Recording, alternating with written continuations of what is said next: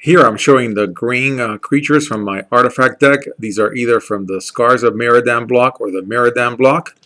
On the left we have Viridian Emissary, a common 2-drop from Miradan Besiege, which I vaguely remember as a useful card. It's a 2/2/1. When it's put into a graveyard from the battlefield, you may search your library for a basic land card, put it on the battlefield tapped, and shuffle your library. Oh yeah, I can see that being useful. A tutor for land is always useful, especially as a 2-drop. Viridian Acolyte is a 1-drop common from Darksteel and Elf. Both are elves. Great to have elves. Especially if you've got like a legendary creature that helps elves, and I think we've got one in this cube. It's a 1/1/1. Notice how the symbols are a little gray on the Miradan block cards. You tap it and you play 1, and you add 1 mana of any color to your mana pool. That reads very useful to me. 3 of Copperhorn Scout and 3 of Azuri's Archers. So Azuri's Archers is a 1-drop elf with reach, a 1/1/2, and whenever it blocks a creature with flying, it gets +3/+0. That's really nice. That is really nice. Copperhorn Scout is a 1/1/1. Both are commons from Scars of Miradan. Whenever it attacks, untap each other creature you control. That also reads very useful. Joiner, Adept, and Slith Predator. Slith Predator is a 2-drop Slith, uncommon from Miradan. It's got Trample, 2/1/1. And whenever it deals combat damage to a player, put a +1/+1 counter on it. That could be really nice. This thing grows unless somebody decides to kill it. Then another elf, Joiner Adept, which I think is a very playable card. And I've heard this card mentioned before elsewhere, and I forget where I heard it mentioned. It's a rare, and I don't think this is a junk rare. It's a 2/2/1. Lands you control have add 1 mana of any color to your mana pool. Okay, I could see this card being very useful.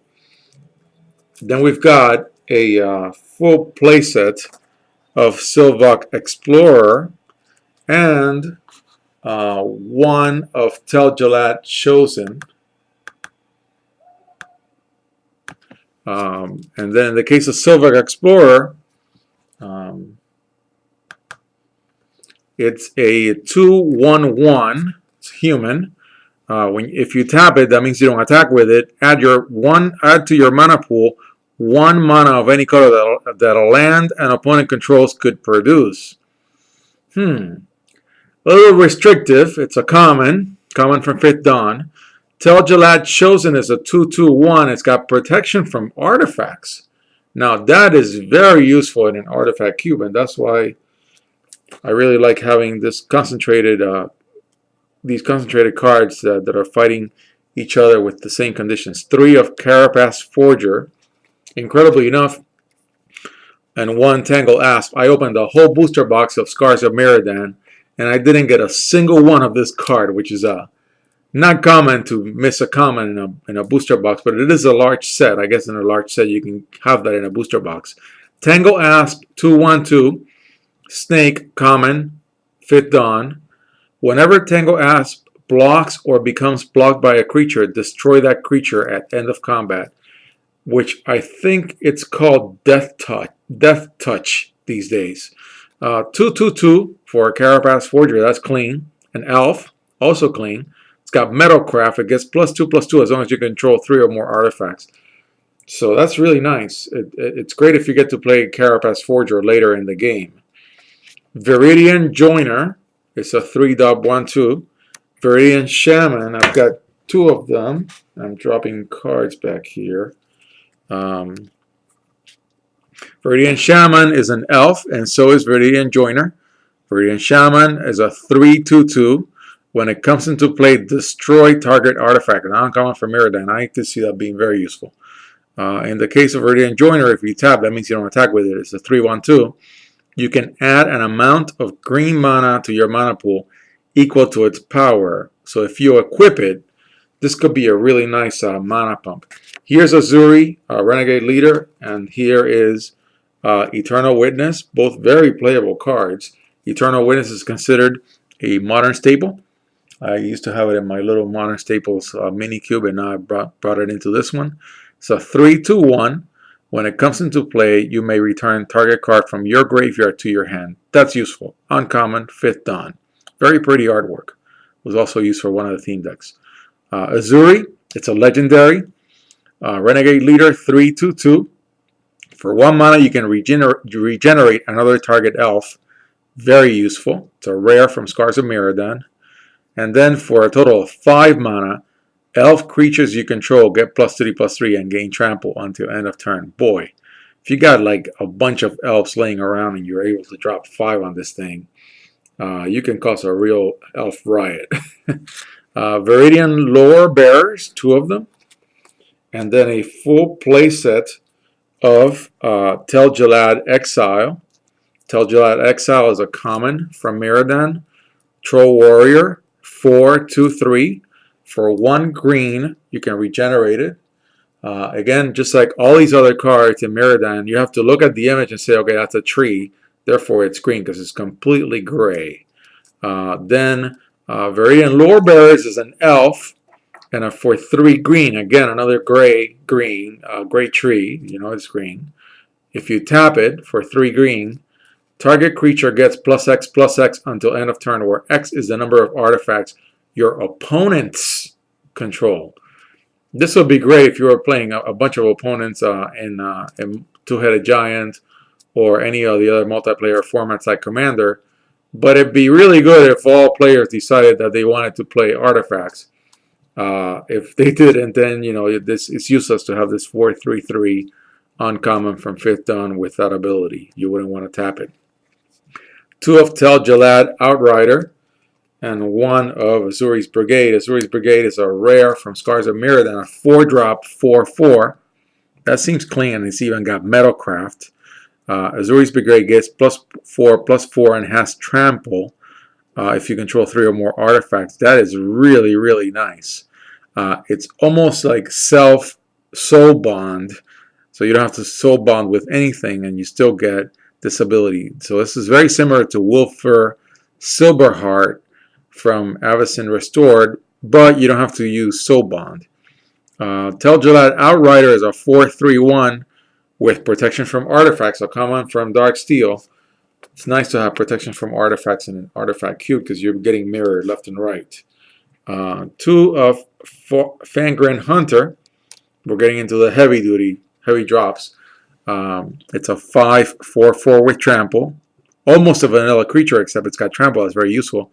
Very often these heavy green creatures have Trample. That's really nice. Acid Web Spider is a 5. Uncommon from Scars of Mirrodin. Reach. It's got Reach. Means that it can attack creatures with flying. That's what Reach means. And it's a 5/3/5. Usually most green creatures, if it doesn't say flying or Reach, they never have flying, but if they have Reach, they can at least block creatures with flying. If not, they just sit there and your opponent's flyers hit you left and right. It's happened to me many times. When Acid Web Spider enters the battlefield, you may destroy target equipment. Basically only good in an artifact-heavy environment. Then you've got 1 of Tel Galad Life Breather and 1 of Infested Roothold. Tel Galad Life Breather is a 5/3/2, and for an extra green and a tap, you can regenerate target creature. Not terrible. It's a common from 5th Dawn. Infested Roothold is a 5/0/3. It's a wall. Even though it doesn't have defense. Oh yeah, it is a wall. I'm sorry, wall. It's basically a defender. It cannot attack. It's got protection from artifacts. Whenever an opponent places an artifact spell, you may put a 1/1 green insect creature token into play. Place an artifact spell. I'm guessing you get one of these 1/1 green insect creature tokens for every 1 artifact spell your opponent plays. That could be useful. It's an uncommon from Darksteel. And I've got 2 of them. Then I've got 2 Molder Beast. And then I've got 1 Tel Galad Archers. Tel Galad Archers is a 5/2/4. It's got protection from artifacts, common from Mirrodin, and it may block as though it had flying. That reads to me like reach. Molder Beast has Trample as a 5/5/3, a little bit of not as good a defender. Whenever an artifact is put into a graveyard from the battlefield, this creature gets +2/+0 until end of turn. It's a common from Scars of Mirrodin. 2 of Fangren Pathcutter, and 1 and 2 of Tyrannax. Tyrannax is a 6-drop 5/4 common, 5th Dawn. For an extra 1 green, it gets -1/+1 until end of turn. So if you're defending, that's fine. Fangren Pathcutter is a 6/4/6. Whenever it attacks, attacking creatures gain trample until end of turn. That could be great. It's an uncommon from 5th Dawn, but you have to get far enough into a game to be able to drop a 6-drop card. Here's another one, Tangle Spider and Alpha Tyrannax, both 6-drops, both commons. Alpha Tyrannax is a 6/6/5 vanilla.